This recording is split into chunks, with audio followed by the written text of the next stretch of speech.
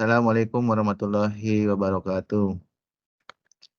Waalaikumsalam warahmatullahi wabarakatuh. Eee, Perkenalkan kami, mahasiswa dari Pelita Bangsa ingin meng-share mengenai, struktur pasar dari mata kuliah ekonomi manajerial. Namun sebelumnya, perkenalkan nama saya Pepen Komarudin dan rekan saya, silakan. Dan saya Novianti. Baik, tidak panjang lebar, akan saya jelaskan mengenai struktur pasar. Struktur pasar adalah, organisasi yang ada di, kondisi saat ini di pasar, di mana di pasar ini terdapat, eee, penjual, pembeli, pemasok, dan lain-lain. Nah, di sana struktur pasar ini dapat bervariasi secara signifikan dari satu industri ke industri lain, dari UMKM, dari berbagai kalangan, eee, pemasok maupun pembeli, dan, selainnya ada di struktur pasar ini. Struktur pasar ini ada klasifikasinya, yaitu pertama mengenai pasar persaingan sempurna. Persaingan sempurna ini di mana penjual, pembeli produk itu homogen, ya, bermacam-macam. Bermacam-macam mengenai, produknya, bermacam-macam mengenai distributornya, bermacam-macam mengenai pembelinya, dan apapun yang ada di pasar itu secara sempurna ada semua. Sedangkan, dengan pasar monopoli ini hanya, oleh agen tunggal. Contohnya seperti apa agen tunggal itu?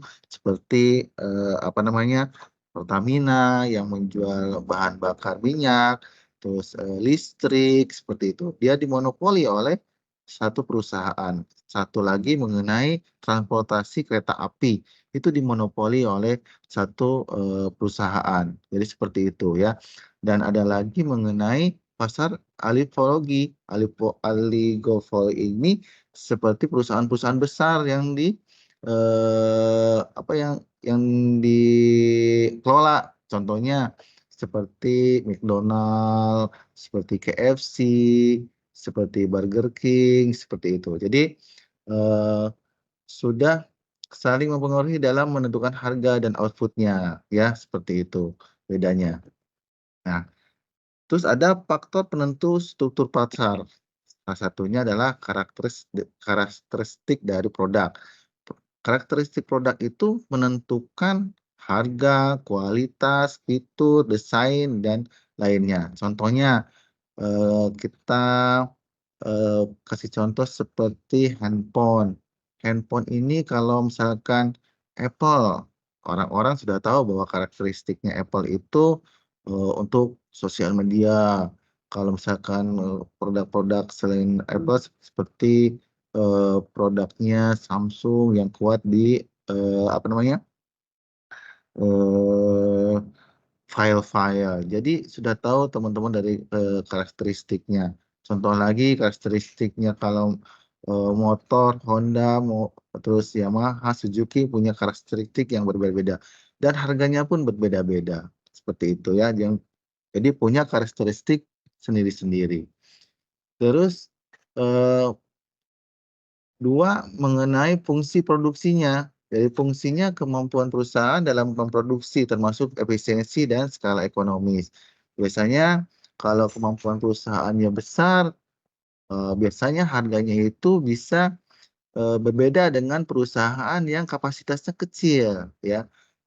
Biasanya kalau perusahaan besar itu, karena dia jualnya banyak sehingga kos penjualannya bisa ditekan. Berbeda dengan perusahaan yang kecil yang penjualannya itu, eee, maksudnya harga jualnya kalau perusahaan besar itu bisa rendah dibandingkan, harga penjualan, produknya yang lebih besar. Karena kan kalau, penjualannya banyak otomatis, eee, apa namanya, harga yang, keuntungannya pun akan lebih banyak. Satu lagi adalah perilaku pembeli. Perilaku pembeli ini, eee, sangat menentukan ya, karena ada orang yang misalkan ada orang dengan, s repeat order atau membeli ulang sehingga, eee, si produknya itu akan ada keberlanjutan, seperti itu. Jadi, kalau mau produk itu dibeli oleh, masyarakat secara berkelanjutan, otomatis ada profit yang diterima oleh perusahaan. Sedangkan ada perilaku pembeli yang tidak, peduli dengan produknya, mengakibatkan si produknya itu tidak terjual lebih banyak sehingga lama-lama akan menurun. Nah, selanjutnya adalah persaingan sempurna. Pasar persaingan sempurna itu ada 3 tahap, ada 3 karakteristik. 1, ada banyak penjual dan pembeli. Tadi sudah disampaikan di awal bahwa di pasar sempurna itu banyak sekali, dari berbagai penjual dan pembeli ya, saking sibuknya kalau di pasar sempurna ya. Dan di pasar sempurna itu produknya homogen. Apa homogen? Ya macam-macam, dari mulai beras, kebutuhan, dapur, sampai kebutuhan rumah tangga ya. Kalau di pasar sempurna itu banyak sekali. Dan di pasar sempurna ini kebebasan masuk produknya tuh gampang, mudah gitu. Karena, eee, banyak orang yang menggunakannya. Nah, di pasar sempurna itu ada informasi-informasi yang sempurna. Contohnya apa?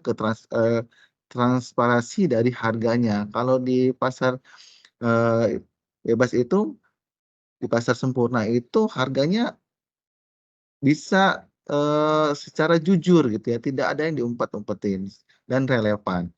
Dan, keseragaman produknya. Produknya itu yang dijual oleh berbagai penjual adalah identik ya, macem-macem lah seperti itu.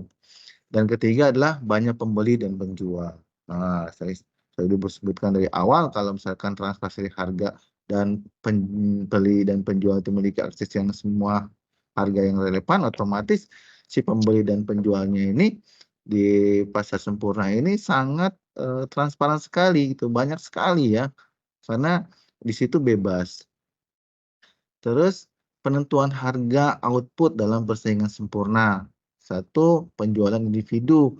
Penjualan individu adalah penerima harga tidak dapat mempengaruhi harga pasar, betul. Karena kalau hanya individu, kan kalau di pasar sempurna itu, eee, bisa ya kalau individu hanya perorangan sedikit, tidak tidak bisa mempengaruhi harga, yang banyak, harga dari, semua kondisi di pasar, ya. Nah, kalau maksimal laba ini produsen memproduksi hingga, eee, MR dan MC untuk memaksimalkan laba. Jadi eee, produksi dan permintaan itu selalu seimbang, seperti itu. Jadi harganya itu bisa memaksimalkan. Sedangkan kurva penawaran perusahaan ini, identik dengan kurva biaya margin di atas titik EBM. Jadi, eee, penentuan harga ini ada yang dianalisa menggunakan kurva. Nah, namun untuk, detailnya akan dijelaskan oleh, Mbak Novi. Nah, Mbak Novi ini akan menjelaskan lebih detail mengenai penentuan harga output dalam persaingan sempurna. Baik, untuk itu, selanjutnya akan dijelaskan oleh Mbak Novi. Silakan Mbak Novi.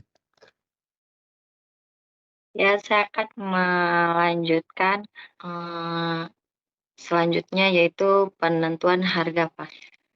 Penentuan harga pasar di sini ada kurva permintaan, yaitu menunjukkan jumlah yang diminta setiap tingkat harga. Jika harga turun, jumlah yang diminta akan naik. Sebaliknya, jika harga naik, jumlah yang diminta akan turun. Dan di sini juga ada kurva penawaran. Kurva penawaran itu menunjukkan jumlah yang ditawarkan pada setiap tingkat harga. Jika harga suatu barang mengalami kenaikan, maka jumlah barang tersebut akan mengalami kenaikan juga. Dan juga ada titik equilibrium, yaitu harga dan kualitas ditentukan oleh perpotongan kurva permintaan dan penawaran. Jadi, harga keseimbangan adalah titik temu harga yang disetujui oleh kedua belah pihak agar terjadi suatu transaksi jual dan beli. Dan di sini juga ada pasar monopoli ya. Pasar monopoli merupakan salah satu topik penting dalam ilmu ekonomi yang memiliki implikasi signifikan terhadap alokasi sumber daya dan kesejahteraan masyarakat. Dalam presentasi ini kita akan mengeksplorasi secara mendalam berbagai aspek kunci dari pasar monopoli, mulai dari penetapan harga, keseimbangan jangka panjang, pengaturan, faktor penghalang masuk, diskriminasi harga, hingga monopoli bilateral.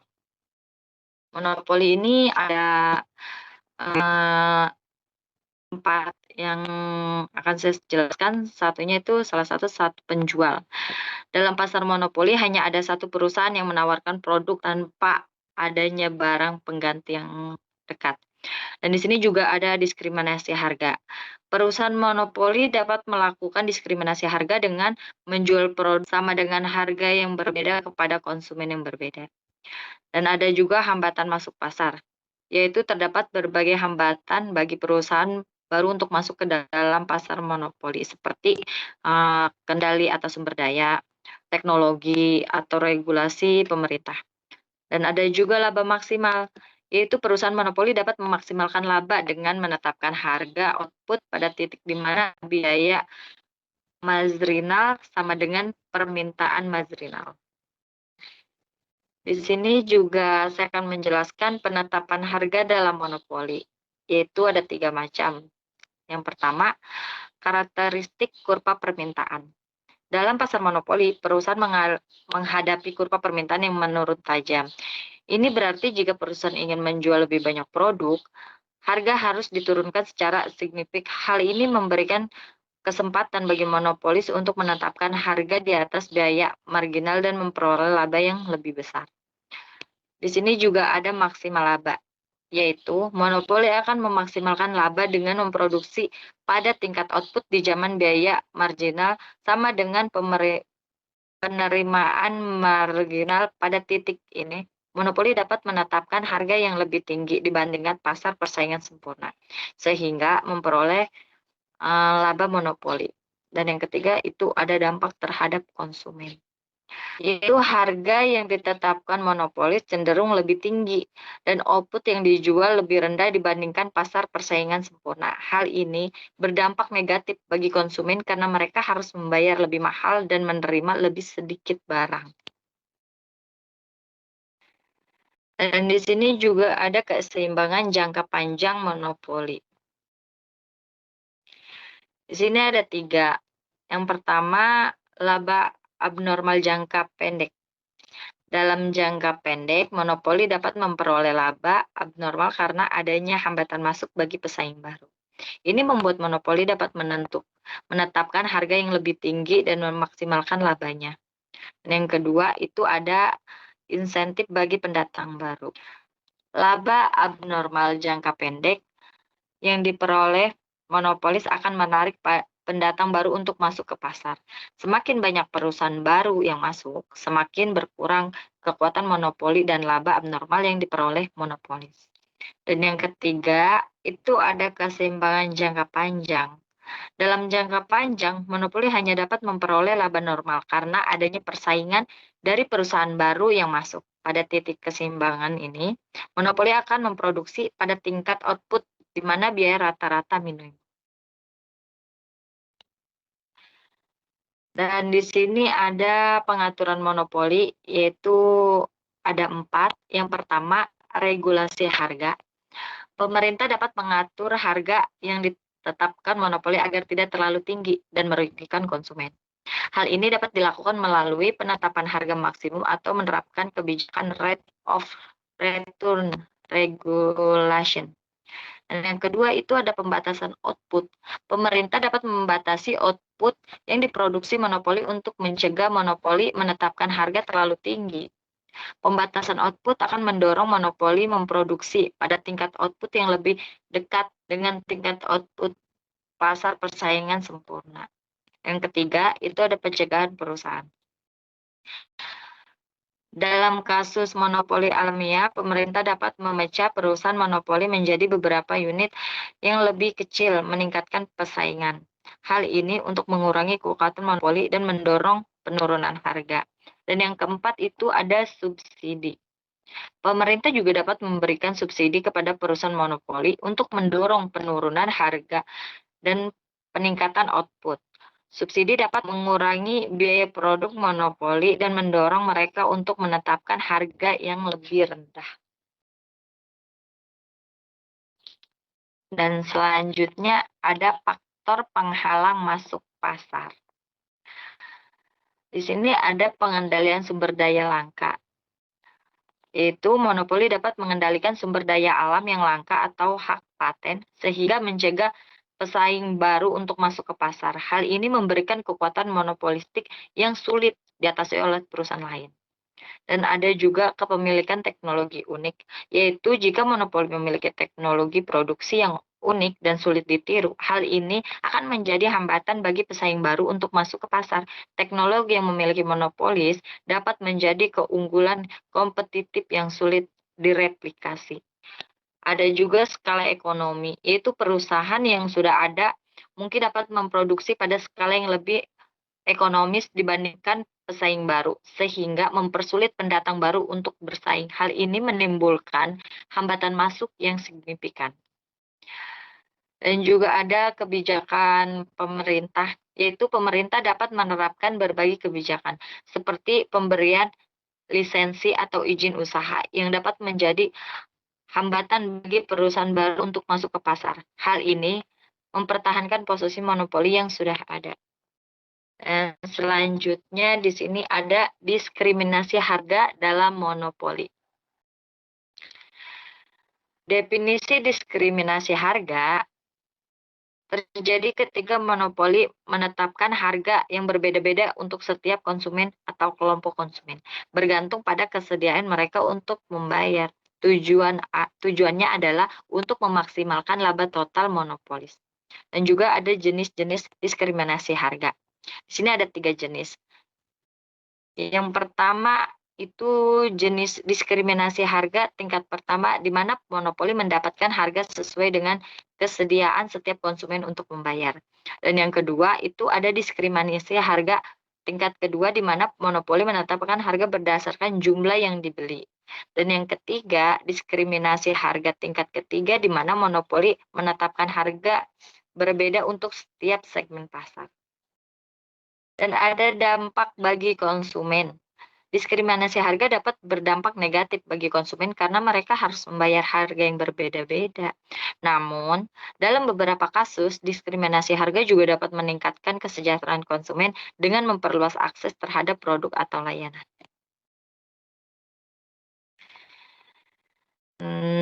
Next, pengaruh permintaan inelastis terhadap diskriminasi harga. Yaitu ketika permintaan suatu produk bersifat inelastis, artinya konsumen cenderung kurang responsif terhadap perubahan harga. Dalam konteks diskriminasi harga, ini dapat memiliki beberapa implikasi. Kemungkinan penetapan harga lebih tinggi. Karena konsumen tidak begitu terpengaruh oleh kenaikan harga, perusahaan mungkin cenderung untuk menetapkan harga yang lebih tinggi tanpa mengalami penurunan signifikan dalam jumlah penjualan. Ini dapat menyebabkan perusahaan untuk tidak mempraktikkan diskriminasi harga yang kuat, karena mereka mungkin merasa kurang perlu untuk menetapkan harga yang berbeda untuk segmen konsumen tertentu. Kurangnya insentif untuk diskriminasi harga.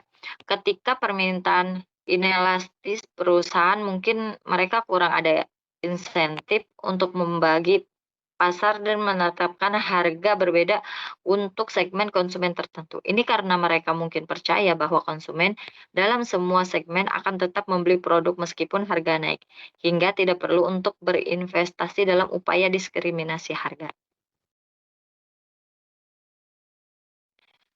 Dan yang terakhir di sini ada monopoli bilateral. Yang pertama itu perusahaan monopoli dalam monopoli monopoli baterai, satu sisi pasar dikuasai oleh sebuah monopoli, sementara sisi lain dikuasai oleh serikat pekerja atau pembeli tunggal. Nah, yang kedua ini ada tawar-menawar kolektif. Serikat pekerja atau pembeli tunggal dapat melakukan tawar-menawar kolektif dengan monopoli untuk menentukan harga output. Ini menciptakan kekuatan penyeimbang, yaitu dapat membatasi kekuatan monopoli. Dan yang ketiga itu ada keseimbangan hasil. Hasil dari tawar-menawar kolektif ada beberapa di antara titik keseimbangan monopoli dan pesaing sempurna, tergantung pada kekuatan relatif masing-masing pihak dalam proses negosiasi. Di sini juga ada ukuran kekuatan monopoli, yaitu ada market share. Market share itu semakin besar market share yang dimiliki monopoli, semakin besar pula kekuatan monopolinya. Market share yang tinggi menandakan setidaknya persaingan dapat mengimbangi kekuatan monopoli. Dan ada juga indeks Herfindahl. Indeks Herfindahl ada ukuran konsentrasi pasar mempertimbangkan pasar semua perusahaan di industri. Semakin tinggi indeks ini, semakin besar kekuatan monopoli di pasar. Dan ini juga ada elastisitas pemerintah. Semakin inelastis pemerintah konsumen terhadap produk monopoli, semakin besar kekuatan monopoli. Hal ini memungkinkan monopolis menetapkan harga lebih tinggi tanpa kehilangan banyak pelanggan. Dan sini juga ada hambatan masuk. Semakin besar hambatan bagi perusahaan untuk masuk ke pasar, semakin besar pula kekuatan monopoli yang memiliki perusahaan yang sudah ada. Ini membuat monopoli dapat mempertahankan posisinya. Cukup sekian dan terima kasih. Saya kembalikan lagi kepada Pak Pepe. Oke, terima kasih Mbak Novi. Baik teman-teman, demikian presentasi dari kami. Mohon maaf jika ada kesalahan dan kekeliruan. Semoga bermanfaat. Assalamualaikum warahmatullahi wabarakatuh.